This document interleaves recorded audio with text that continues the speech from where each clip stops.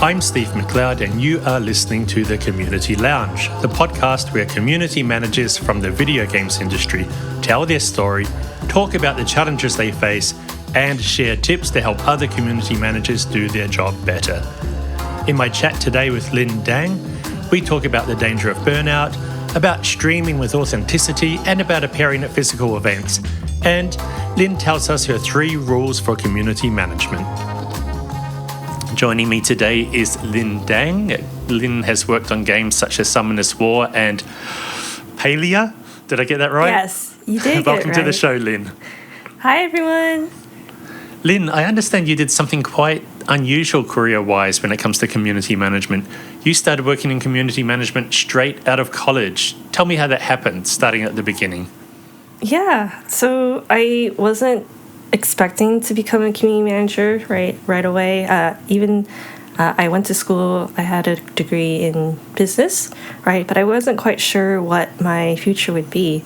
And it wasn't until I attended this after-school panel, right, where they got people in the industry to speak. It was careers in the gaming industry. And when I attended that, just out of the whim, right, it was free after school, and then I realized that, wait, this is the connection. This was the spark, the gears turning in my brain where I was like, I love video games. I could have a career possibly in this. And that happened junior year, that event. Okay, so junior year is for non-American yes. audiences. What does junior year mean? Third year. So like the one prior to senior, or the last year. That was when a lot of internships were opening. So I was like, okay, let me apply to places like Riot, Blizzard, and the like. And I immediately got rejected from all of it. I had no chance whatsoever. But that was a wake-up call, because I realized like nothing in my background made me stand out. And I learned that there were other students who were more prepared. I learned that if I wanted to increase my chances, I would actually have to get more involved and understand this industry. And so I found out that there was a video game development club on campus. And I joined that, and it was such a strange experience initially, admittedly, because I was the only business major. It was a club based on the computer science and engineering. So a lot of students were more programmers oriented. I was the only business major, and I also saw that we didn't quite have a lot of artists, right? And to make a game, you need a combination of many different skills. And so I started getting involved, trying to understand, okay, how do we make games? I learned we used Unity. I also had to. I got more involved on the operations side, so I joined the board really quickly, trying to raise our membership, joining game jams. It was like a snowball of events and getting more responsibility, but I fell in love with it, and so I started organizing more events, growing. That responsibility eventually turned into community management, because it's a lot of involvement, talking to players, right? Mm-hmm. Talking to people, getting them excited for things. And that allowed me to have a background. So when I applied, right, to my role, they were like, we're going to take a chance on you. Because they normally didn't hire college students, right? But they decided to attend a career fair. It was like stars lining up. Right, they could see that you showed passion for the industry, that you had this experience that you could get as a student. So suddenly you were a little bit more interesting to the games industry than you were beforehand. Yeah, to say that I made games, I even published it on the Google Play Store, right? No way. Yeah. So, you did some coding? I was mainly the project lead and the game designer, so I would come up with the ideas, work with the programmers, and then try to make sure we did it within the deadlines. Because for game jams, you usually only have 48 hours to make a game. But that led to me getting a community management job right out of college, and it was a wild experience. I could go from there, but yeah. Can you tell me what company that was, or what games you were working on straight out of college, if it's relevant? Yeah, the company was Calm to us, so it was a Korean mobile game company. And I mentioned that the biggest title was Summoner's War. We also did some other third-party titles like MLB, I think, NBA, licensed titles. Wow. Mm-hmm. But primarily the ones I was in charge of were all the gacha games, right? Yes. The anime-styled ones, yeah. And I understand that you actually were already a player of one of the games of the company that took a chance on you? Yeah, it really helps when I was interviewing that I mentioned that I played their games. Like, I would pull up my account and show it, right, to show my progression. And I even recognized the person who would become my hiring manager. I think that really helps with first impressions to not only say that I recognize the game, but I played it. I understand the community, and I even watched their streams. Yeah.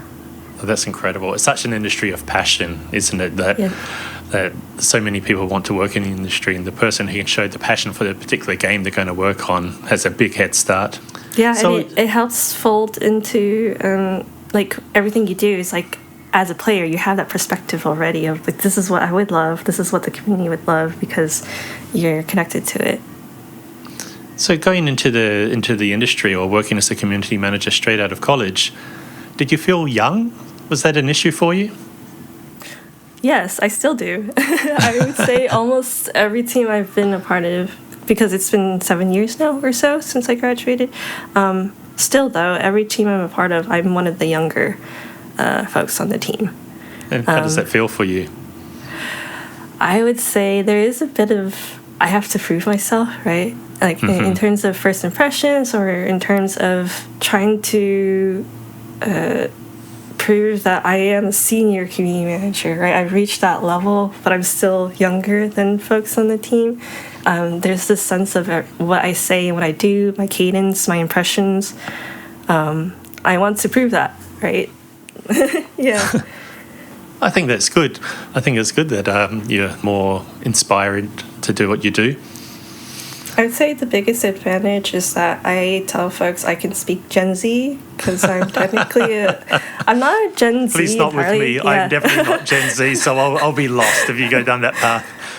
I'm a millennial, so I'm like that between years where I'm like I don't fully relate to all millennial things, and I don't fully relate to all Gen Z things, but I say I could be the bridge. I can translate between the two.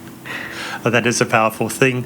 You do quite a bit of public stuff, I understand, or have done public stuff where you're streaming on behalf of the game, or you're running like live streams. How's that been for you? I wasn't expecting it, because before I worked at the company, my first job, I didn't stream at all. So it was more of the other community managers, I would see them stream, and then it was an expectation. So they fortunately ramped me up in terms of responsibilities, because I was a fresh college grad, and so when it was time to finally do the stream, it was very much a hype moment. It was a build-up moment. So players in the community knew who I was, and I spoke regularly in like the Discord server, but I would not appear in the streams yet. That was my coworkers, and so they would hype it up to say, oh, eventually Lynn, right, is going to be on the stream. It's going to be a face reveal. That's how we presented it, right? And so it was very much... That's a lot of pressure. Yeah. Yeah, but I approached it more of like, okay, well, I'm going to be my awkward self, and I don't mind that, right? They already knew me by, like, I would see regulars, right, that I would hang out with in the Discord or in the community every day, but now it's just the face-to-face kind of connection. And so when people saw who I was, it was like, oh, wow, like, it kind of matches your personality already. It's nice to meet you, right? And so it was another level of getting to know the community, and that's what I enjoyed. Whereas connecting with people through texts or comments, that's one way. And then being able to hear people, like, have people see my reactions, have the audio connection is another. And I liked providing that, yeah. Do you have any tips for people who might want to also have to start doing live streaming for their job as a community manager? I would say be authentic, right? I mean, it might differ because you're doing it for the company. Ultimately, you have to have a professional side to you.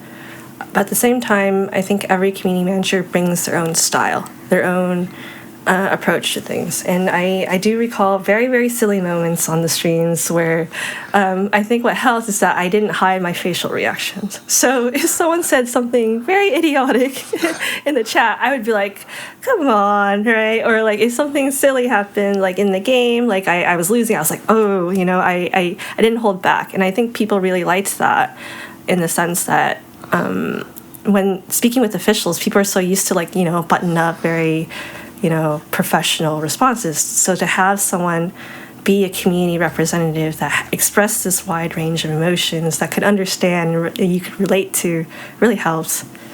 So that's my advice. Bring your own style to it. Let your personality shine through. Mm-hmm. Yeah. It must be one of those things that just gets easier the more you do it too. It's got to be hard for everybody at first. Yeah. I won't deny that it was emotionally draining. Like after every stream, I would be like, I would melt, right? I purposely scheduled them to be Friday afternoon, so as soon as I was done for the week. So, and did that kind of ruin your Friday evening because we were all worn out? No, I'm one of those where like the perfect Friday evening is watching, TV shows or a book, or like I'm decompressed, right? The week was long, so let me like recharge. Yeah. Awesome. Hey, you told me in advance that you also like doing physical events. Got any like nice positive story about a time you've done physical events representing a game as a community manager? Yes, I would do fan meetups. I would do convention appearances where we had booths out. I even shoutcasted for an esports tournament, and I loved that. Like it wasn't as frequent because of COVID and all that. But it was another, again, I talked about the different degrees of how to connect with community, and this was another one where it's in person now. You can hear them, like you can even like hug people, right? And so I really enjoyed that it transcended the screen. People that I was used to, I knew usernames of them, I knew their profile pictures, but now I could put a face to it, and it's a real person, right, on the other side of the screen. And I have a lot of memories where people would come up and say, oh my gosh, right, I'm so happy, like I bought all the merch, or like I'm cosplaying as this character. I even remember one family, like it was a husband and wife, and they had 2 kids, and they dressed up, they all cosplayed. It was so adorable. Wow. Yeah. I got to say that is one of the things I like about going to industry, the really big games conferences, is the cosplaying. Like, it's something I would never do. It's just alien to me as to why people do it, but I do enjoy seeing it. Yeah, or I would say it's like Halloween, right? Sometimes you just want to dress up and pretend to be a little different, right, for the day. And the people coming to the live events and physical events, do they sometimes treat you with a little bit of fandom themselves, like because they know you from streaming and from other community management media? I would say there were some cases, where people would be like, "Oh my gosh, it's my online handle." I've even met moderators because every community needs good moderators to function, right? And so having I would meet them at these events, or we would go for dinner or anything, and it was just so nice to meet with your team. Let's move on to some tips you might have for other people who are community managers and struggle with aspects of it. I think everybody struggles with it. How did you learn to do your job better, especially coming to it so young without any I don't think there is formal training for community managers. So how did you learn how to do it from day one? Oh, I would love it if there were formal training, but I've learned from many other CMs, you're kind of thrown into the fire. So was I in that sense. I learned a lot. So I think because of my background, starting out with mobile game titles, right? And I would say they gave me the ones that were smaller in scale. The communities were stable. The game had already launched for a number of years. And so the risk was low, I would say. But my manager at the time, or my director, he was open saying, Lynn, you can do whatever you want. Just don't burn the community to the ground, right? If you need a budget, let me know. And so I ran wild with it. I tried so many different things. I would try different social media campaigns. And it allowed me to really experiment and learn, right? When the risk was low. Right, it wasn't our biggest, selling game or anything like that, but it allowed me to really learn what works, what doesn't, how to present it, because sometimes you'll have the best idea, but if you don't execute it well, right, it just kind of flops. And I learned a lot from that, and if I failed, it would be fully my responsibility. I would have to own up to it. I would have to explain. And I think that kind of experience really, is trial by fire, but very valuable. Yeah.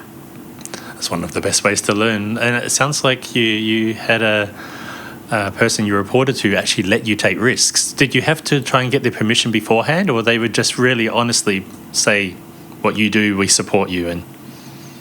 Yeah, it was a supportive case where they trusted me, and you know, for these titles, it was very much like the community is established at this point. So what can you do? Like, if you want to be experimental, if you want to try things. Hey listeners, a short interruption.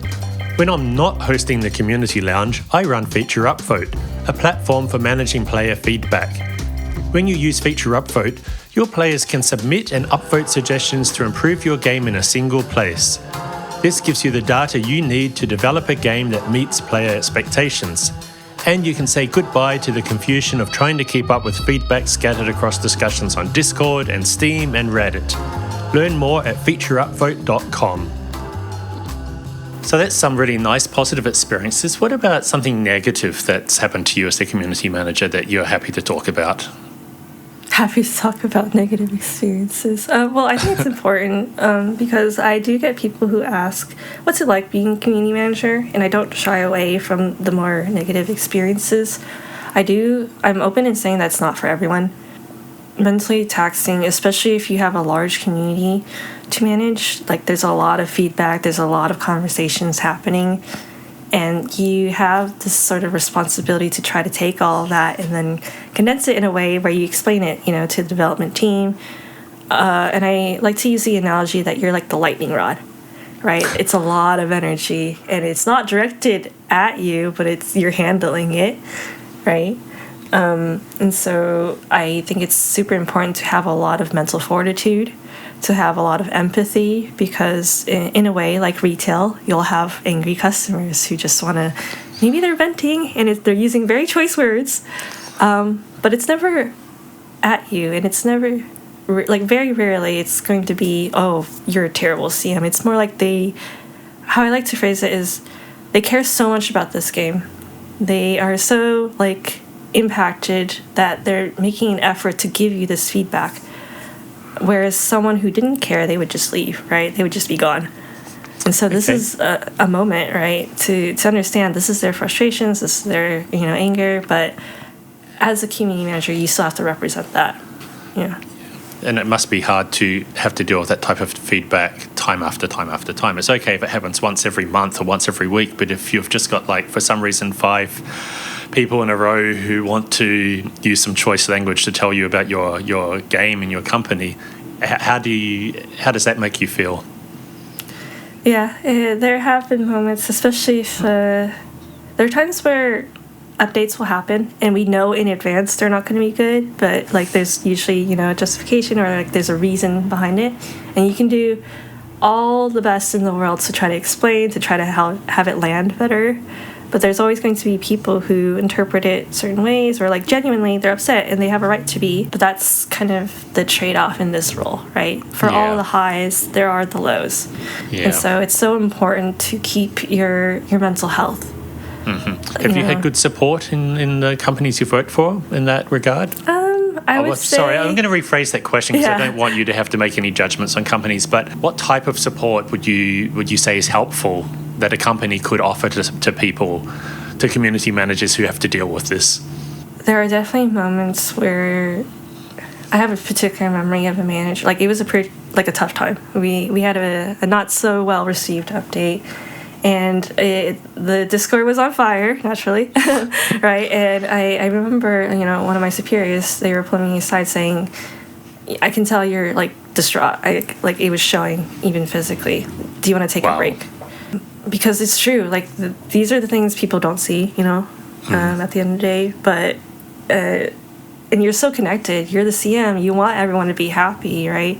But it's a twofold kind of experience where when people are not happy, you try to see, like, what can I do? What can I do? Like, how do I make this better? And so my supervisor saw that and then pulled me aside, and it was just, let's ground yourself, right? Let's have like breathing, like you got to decompress, because like for you to help others, you have to be strong yourself. You have to help yourself first.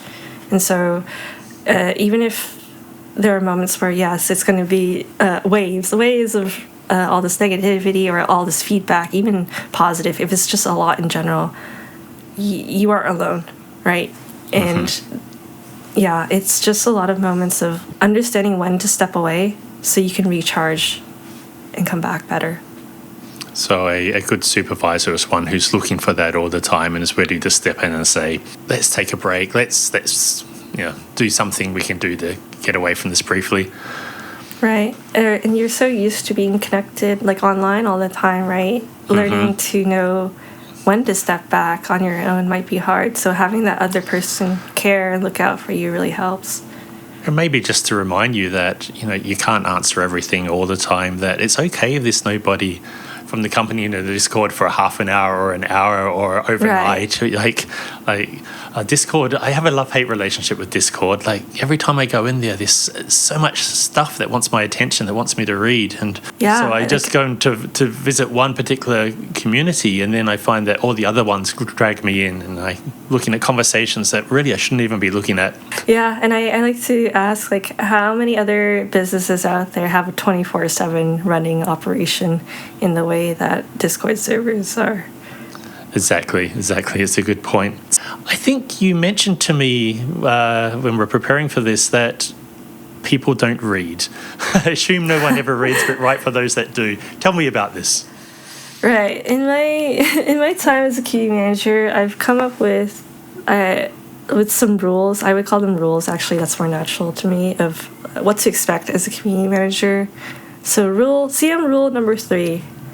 Assume no one ever reads, but write for those who do. So I think anyone who's been a community manager or even has written copy, right, to any extent, will know that there's always people coming in saying, what was that? They'll ask questions, they'll repeat what was already in the content you wrote. And I've come to accept that, right? You can't be upset anymore.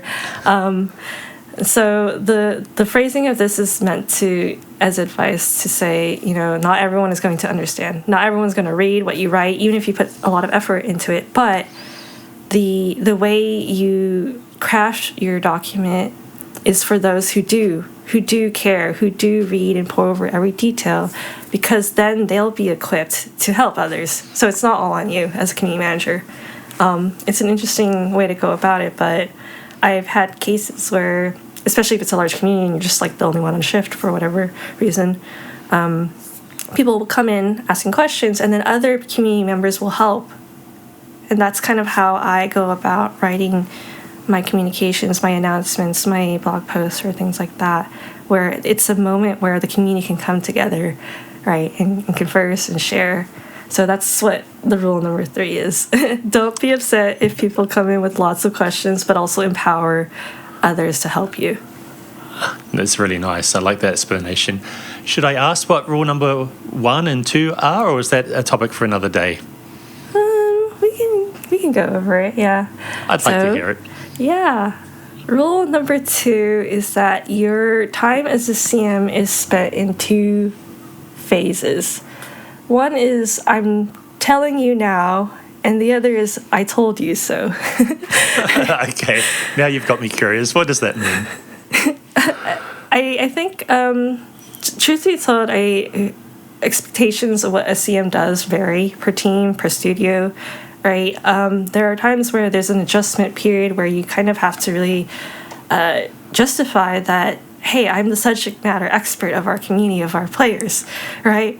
So you might be in like a brainstorming session or going over the next content update or a sprint, and you'll pitch in saying, hey, I'm telling you now, I think players will react this way or that way. It might be positive, might be negative, it varies. And then we go forward with it, and then the reactions come in. And because you kind of see the future a little bit, understanding your community so much, you point and say, aha, I told you so. Right?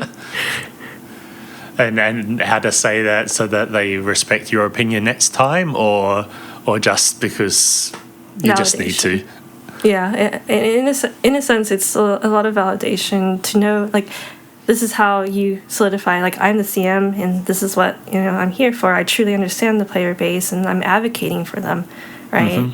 Mm-hmm. Giving them a seat at the table, so to speak, that's the phrase. Gotcha. Yeah. Okay, so we've had rule number 3, we've had rule number 2. We're working backwards. It's like a countdown. Rule number 1. Yeah. Rule number 1. What do you think it is? I'll leave it open. Any guesses? Rule number 1. Let's see. Something about... No, I don't know. No, tell me. Rule number 1 is actually always keep them engaged. So always give people something to comment on, to question, like just how I drew you in, right? I think it's a core component. I feel I took the bait. I think it's a core component of being a community manager, right? You're about engagement. You're about giving people a good time. And so one of the ways I put this into practice is I might leave teasers, right? I might say something that might be super innocuous, like, oh, I'm having ice cream, right, as a treat. And then next week we have an update that's ice cream themed, right? Or I'll ask questions purposely to get people interested. In a way, it's a little like marketing almost, but it's fun. It's like, a teaser. And I like it when you get others involved, right? So it's not just a one-way street. It's people coming together and enjoying things. So that's rule number 1. Yeah. Always be engaging. Yeah. Okay, great. That's 3 nice rules there. One of the things you also mentioned to me offline is about don't be afraid to ask your community. What's that about? Right. Oh, yes. So there were times where I would be the only community manager, representing the entirety of the global community, right? Which is quite a lot to handle. But it also left me with moments where I was like, all I can ask is my community, right? So I wouldn't be afraid to ask them for help, to ask them for their opinion. And I've seen sort of this pitfall, especially for younger community managers, where they come in and saying, oh, I have to know everything about my community. I have to, represent them. So a lot of assumptions are made, or a lot of things are moved forward without really kind of having that touch base moment with your community. And so that's the advice I give of don't be afraid to... It might seem like you're showing a bit of vulnerability of like, oh, I don't know things. But I would say more times than not, people appreciate that you're taking the moment to listen to them, to ask for their opinion, of like, how would you go about this? Of course, there's a line to thread of make sure what you're asking is something you can actually see through, right? Don't want to make empty promises. But I feel like it's an important moment of connection when a community manager is able to, provide that for the community. I guess asking is much better than assuming and being wrong and looking like a fool, actually. It's better to let people talk. And it's amazing how much some people know your game. Spent so much time in it. They know more than most people working on the game could ever know about it. Yeah, and it's the power of many, right? Where there were people who they're like walking encyclopedias. They just know everything. They know the formulas. They know like the units by name and by damage and all that, right? And I think it's just worthwhile to rely on that. I wanted to ask you what tips you have for game studios looking to hire community managers. I've had moments where I've talked to people who they're like, oh, what does a community manager do? Or I know that it's important for a game to have a community manager. What should I be looking out for? And it's interesting where I've seen cases where there's like a focus on the camera, the on-camera presence, the kind of personality where they're great public speakers. It draws people in. But that's only one half of the role as a community manager. There's the other aspect where, at the end of the day, you're the advocate for players. You have to represent their needs. And so the tip I would offer is look for someone who they seem extroverted, but it's because they have to for the job. You want people who are able to have a back seat because it's supposed to be for the players, right? Mm-hmm. It's that balance. Thank you. Final question. What game have you been playing lately? I like to ask this of everybody on the podcast, so I'm asking you, what game have you been playing lately? Ooh, so there's this very indie game that I've been playing. It's called Ember Ward. It's developed by one person, and it's a mashup of tower defense, roguelike, and I think Tetris. So imagine Tetris. Yes. Okay. So when you think of tower defense, usually the map is already predetermined, right? Mm-hmm. But in this game, you have your little pieces where you can build out your map, and it controls how the enemies come in. And so you start setting up your towers. It's hard to explain just, vocally, but I definitely recommend people checking it out. It's currently in early access, but it's been so fun. And the fact that it's made by one person is so impressive. Yeah, it's amazing what some people get done by themselves. Some of these one-person games that often are as enjoyable as the games made by much larger teams. Okay, yeah. I'll make sure to include that in the show notes for people who want to go and check out Ember Ward. Lynn, where can people get in touch with you or follow you if relevant? Yeah, it's funny because despite doing social media a lot, I'm usually not on many platforms, but I think people can follow me on LinkedIn. Yeah. Okay, I'll make sure that's also in the show notes. Okay, that's all we have time for today. So, Lynn, thanks again for being on the show. Thank you, Steve, for hearing me ramble a bit. I hope people had something to learn from it all. Yeah. It's been a pleasure. Bye, Lynn. Bye. Bye, everyone. Thanks again for listening to this episode of the Community Lounge.